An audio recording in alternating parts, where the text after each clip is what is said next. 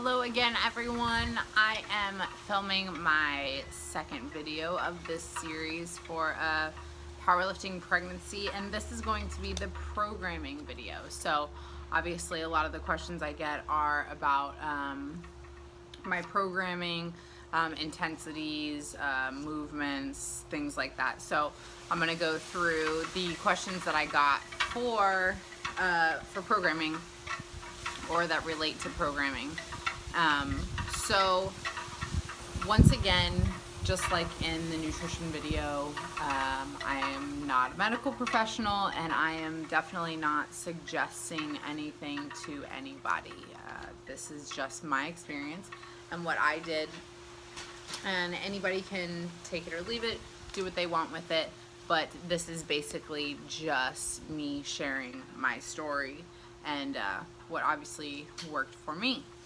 So when it comes to lifting during pregnancy, a lot of it, and any activity in general, is going to have a lot to do with what you did prior to being pregnant. If you did not power lift or lift weights at all before your pregnancy, I wouldn't suggest starting powerlifting or anything too intense when you are pregnant. I will say that if you didn't lift weights at all, I definitely think that you should during pregnancy. I don't think that you should go from not lifting to trying to like max out on squats, but it's all relative, obviously. But I do think that lifting regardless during your pregnancy is very helpful for labor and delivery, and can make you feel better. So how long was I lifting before and during my pregnancy? So I started lifting in 2011, and like the beginning of 2011, and I got pregnant in I got pregnant in September of 2015. So obviously quite a bit of years. So it wasn't a new thing. All the movements I had practiced, I had competed in 8 meets, and so everything was pretty well known. And during my pregnancy, I actually did lift the entire time. I actually was squatting on the morning before I went to the hospital and went in labor. So every day was a little bit different, but I did train my entire pregnancy. Cameron was born at, I believe I was almost 39 weeks, 38 weeks, somewhere in there. So yeah, about four years of lifting prior to getting pregnant, a little over 4, and then I lifted my entire pregnancy. Another question I got was about did I modify anything when we were trying to get pregnant? I didn't change anything, actually. I still was training at pretty high intensities. It was actually probably like the strongest body weight wise I had ever been, because it was at the end of my figure prep in 2015, so I was still pretty lean, and I also did powerlifting throughout both of my figure preps. So yeah, Wilks wise, it was probably the strongest I'd ever been, was right before I got pregnant, and I didn't modify anything. I was doing everything the same. So when did I stop wearing my belt? I chose to stop wearing my belt as soon as I found out I was pregnant. I found out I was pregnant, and I think I was like 5 weeks. So very early on. I have known people that have worn their belt much longer than that, and that's, you know, their babies have been fine. So it's just, you know, there's just like, the whole reason I'm doing this is there's not a lot of research out there. So what I did, and what I suggest, is to stop wearing it when you find out, because it's always better to err on the side of caution. Weights and intensity. So as far as like my actual programming, I didn't follow like an actual program. Eric, my husband, has always done my programming from Koenreich Power Systems. He's always done my programming, so it basically has always been laid out a certain way. Mondays was always squat and bench. Tuesday would be like an accessory day. Wednesday would be squat and bench. Thursday would be an accessory day, just for like isolation movements on Tuesdays and Thursdays. And those were kind of optional days. I always would do accessory work after my main movements as well.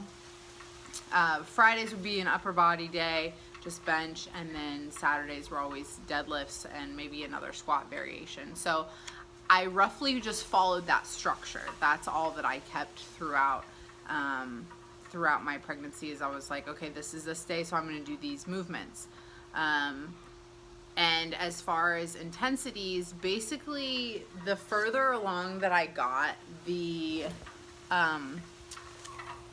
less intense things were. So it was, you know, towards the end, there was days that I was just squatting the bar.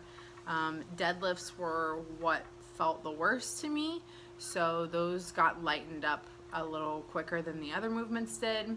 I was benching pretty heavy up until the end, so everything, like, there's not really a one size fits all when it comes to this, kind of like anything else.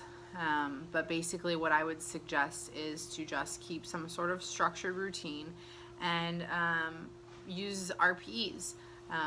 In the beginning, in your first trimester, I don't think you need to make a lot of changes. And as you get further along, just go a little bit lighter and lighter with your loads. With that being said, throughout my pregnancy, there was definitely days that I felt great and I wanted to lift heavier, and I did.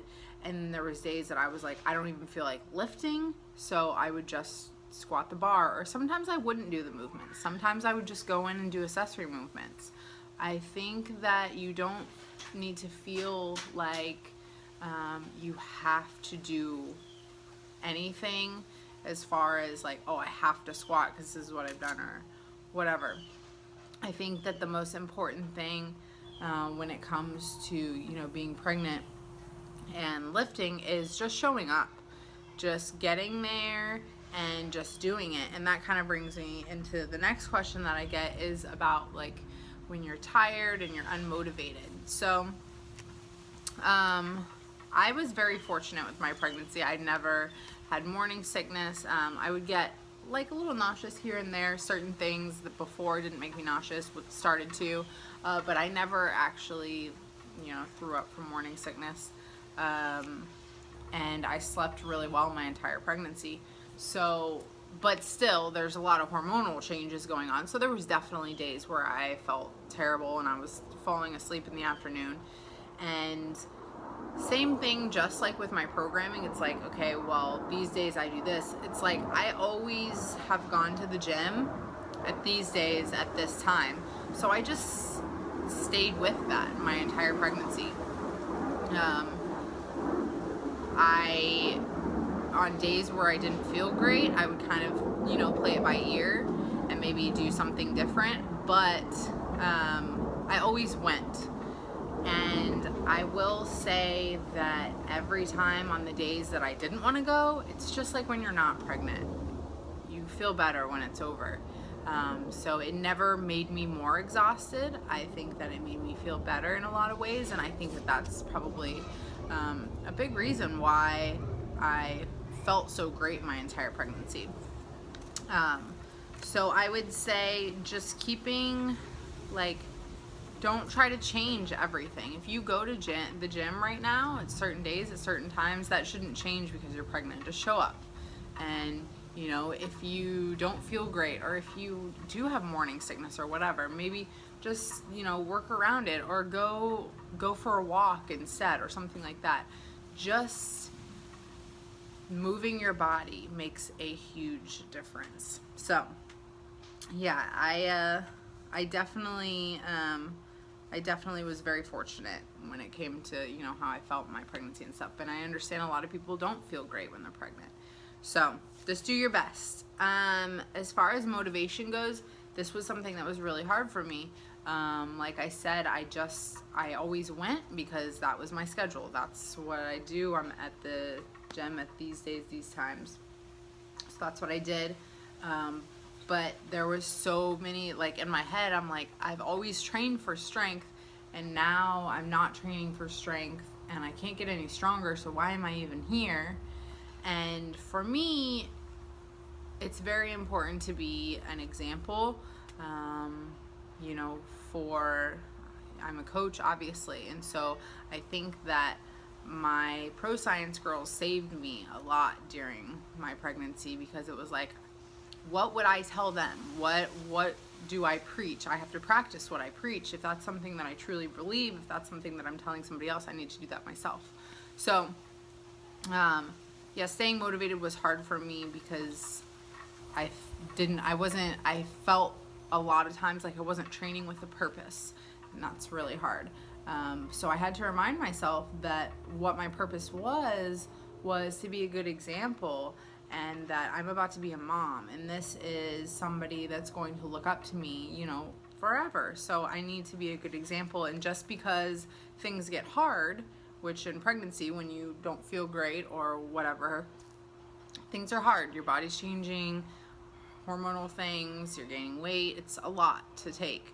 And just because things get hard doesn't mean you just get to bail. So yeah, I definitely had hard days, and I think that I shared a lot of that in my journey on Instagram too. So benching, I flat benched my entire pregnancy. I did incline too, which I did pre-pregnancy. When they talk about you laying on your back, it's really more for long periods of time. If you are laying on your back too long and you are pregnant, you will know that you're laying on your back for too long. You will get dizzy, you will feel it. So I kept my bench to lower reps, so I wasn't on my back for a long period of time, but I did flat bench my entire pregnancy, and the only thing that I did was I actually benched with my feet up. For me personally, it felt better just because your belly's already stretched so much at the end, that putting my feet up on the bench rather than stretching them back behind me as I normally would do was a little bit easier. But yes, I did do flat bench my entire pregnancy. Let's see what else I got here. Valsalva. I definitely did the Valsalva maneuver my entire pregnancy. Anytime I did a rep, I think that they say not to hold your breath for long periods of time, so I would definitely separate my reps, like a breath for each rep. I wouldn't do like 5 reps in one breath, but I honestly didn't do like a lot of high rep compound movements. Any high rep stuff would always be on accessory movements. Most of my compound movements were lower rep, and for each rep I was taking a breath. Did my doctor support my pregnancy? Yes, she actually is younger and really awesome, and she's in shape herself. So when we went to my first appointment, I explained to her, you know, I work in the fitness industry, I own a powerlifting gym, I plan on lifting throughout my pregnancy, and she said to me, don't hurt your back. And that was basically the extent of our conversation. Every checkup I went, are you still lifting? Yes, I'm still lifting. Baby was healthy. I got a lot of, you know, compliments on, you know, staying in shape, and my weight gain was on track and all that kind of stuff. So she was supportive, all the nurses were supportive, and it definitely made a huge difference in my delivery. So, you know, of course, some nurses were talking to me about that too when he was born. Which goes into the next point here that I have, lifting and labor and delivery. So my labor was a little bit different, because I don't think labor ever really goes as planned. You can't really plan, you don't know what's gonna happen. I was squatting Thursday morning, and this could be too much information if there's any guys watching this. I had some leakage in my underwear, and so I sent it to my doula, which is a birthing coach, for those of you that don't know, and I was like, what is this? And she's like, you need to go into the doctor's office. It could be your water breaking. So I did go into my doctor's office. I called and I went in, and they do like a little swab, and one of the swabs said it was like amniotic fluid, and the other one said it didn't. So she was like, just to be safe, I'm gonna send you over to the hospital. So long story short, they checked me. They said, you know, that my water had broken, or there was a leak in the amniotic sac. So when they sent me up to labor and delivery, they actually put me on Pitocin. My plan was to not have any sort of pain medication in my delivery. So I was put on Pitocin because they were afraid of a bacterial infection if there was a leak in my sac. So I spent a long time in a lot of pain, and I was dilated to about 3 centimeters and was not dilating anymore because I was so tense. I was almost like seizuring in between my contractions. So it was really, really horrible, and I know a lot of people have their opinions on hospitals and Pitocins and interventions and all that kind of stuff, and I wouldn't take any of it back because my baby came out perfectly. But long story short, basically I finally got an epidural, and because I was able to relax, it was like 2 hours later I was fully dilated. And then Cameron, I actually pushed him out in about 10 minutes, which I guess is like pretty quick for somebody having an epidural because my lower half was numb. And it was incredible. So I definitely, you know, the nurses, multiple nurses commented on, you know, my ability to push and how quick it was and how strong I was and things like that. So I would definitely say that it made a huge difference in that aspect for sure. And I think it would have been obviously a lot easier if I had not been so stubborn about taking pain medication, but I was very stubborn, and it was many, many hours of me on a lot of Pitocin with no pain medication. So that was not fun, but it was all worth it. So the point of all that being, I think that, you know, squatting and lifting, when it did finally come time to push, it was the easiest part, and it was very, very quick. My heart rate, I never paid attention to my heart rate. I didn't do a lot of like fast-paced stuff. I was pretty kind of like powerlifter, like lazy in my training. I didn't, you know, I took pretty long rest periods. I didn't do like any crazy supersets or like any really cardiovascularly demanding movements. So I never really paid attention to my heart rate, but I do think that's something, you know, there's a lot of people that are runners that, you know, ran before and they run during their pregnancy, and it's fine. It's just depending on what you did before.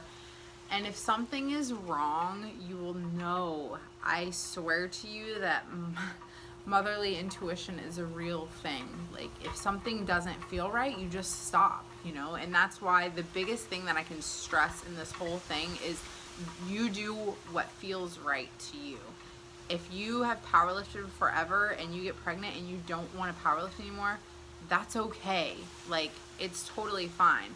The whole reason that I'm doing this and I'm sharing my story is to tell people, like, it's okay. Like, you're not doing anything wrong. And I think that's obviously something that people really are led to think, you know, when you see a woman lifting weights and she's pregnant, it's just apparently wrong. So, yeah, just, you will know if something's wrong.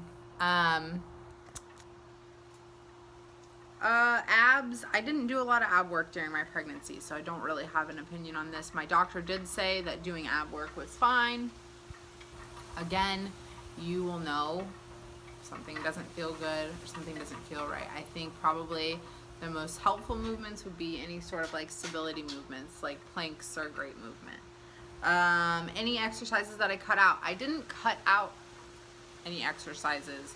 Ab movements, I didn't do a lot of. Some of the stuff just kind of felt weird, so I just didn't do it. But I didn't like purposely cut out anything. And that's going to vary from person to person. Like I said, if something doesn't feel good to you, everybody's going to encounter different things in their pregnancies. Some people have morning sickness, some people don't.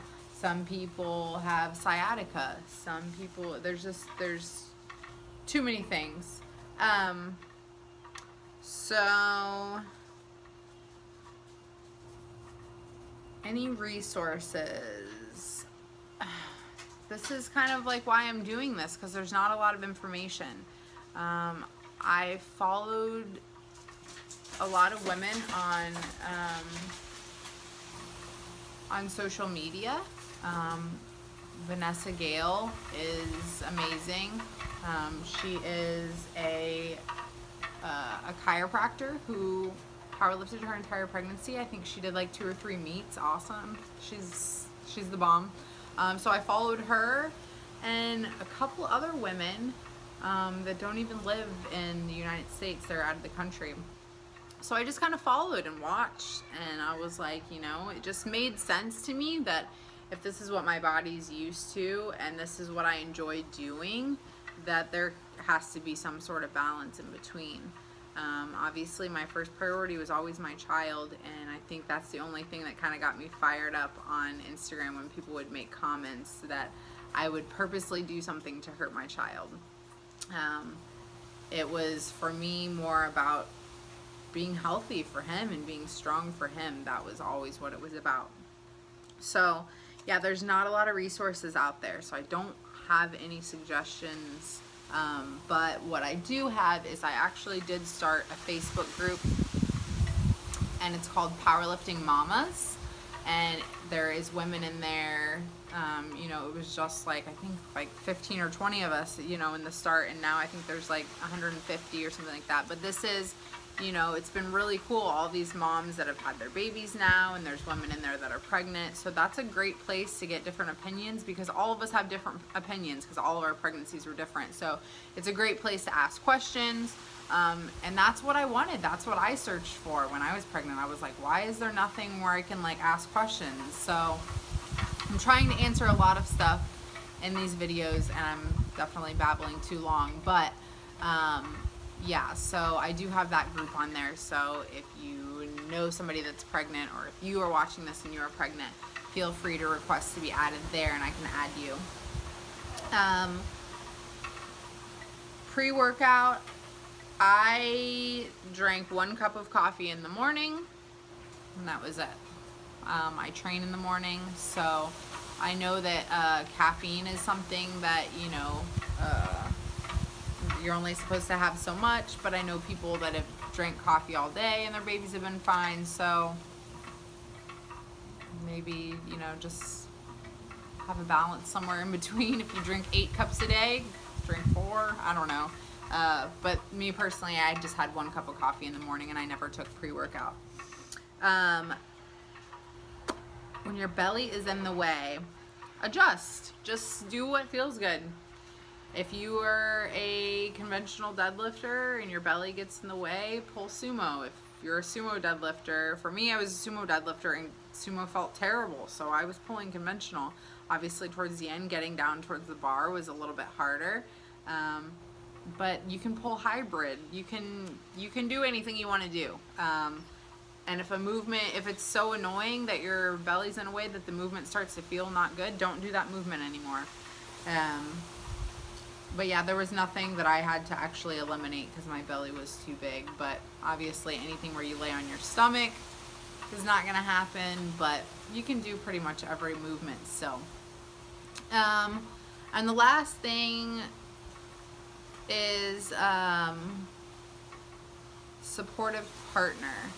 So I know there's a lot of women out there that, you know, powerlift and their partner does not, and I get a lot of questions about like support and how that works.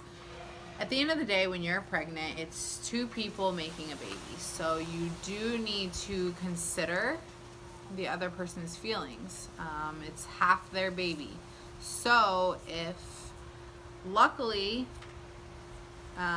Eric trusted me enough to let me make these kind of decisions for our child. And, to him it made sense too that you lifted before, so why wouldn't you lift during? So, yeah, I was lucky enough to not have to deal with that. But I would say that, if it's something that's really important to you, that you just have to communicate that. And it's kind of like anything in a relationship. So, if your partner is not supportive of your lifting prior to being pregnant, they're probably not going to be very supportive while you're pregnant. So that's something to consider too. Anything that's important to you should probably be discussed prior. And if you get pregnant and you want to keep lifting and your partner doesn't want you to keep lifting, my suggestion would be to find a compromise. Find something that works. If my doctor says it's okay, can it be okay? And if your doctor says it's not okay, find a different doctor. But seriously, it's just like you got to find a compromise, because if lifting's important to you and that's going to keep you more physically and mentally healthy, it's a little bit selfish of your partner not to let you do that. In the same sense, though, it's like it is half their baby, and if they're worried, what can you do? I don't have a lot of advice there. Honestly, I would say find a compromise. Find something that works for both of you. So this video was way too long, but it's better than my original almost hour-long one. Thank you if you made it to the end. If you have any other questions that I didn't answer, please leave them below in the comments, and that way I can get them answered there. So if people come to this video later on, those are down there and answered, so they can read those. And I'm gonna make one more of these about postpartum. Thank you for watching. Please share this with anyone that you think might need it. And if you guys have any other questions, like I said, leave them below. Thank you again for watching. Sorry this is so long.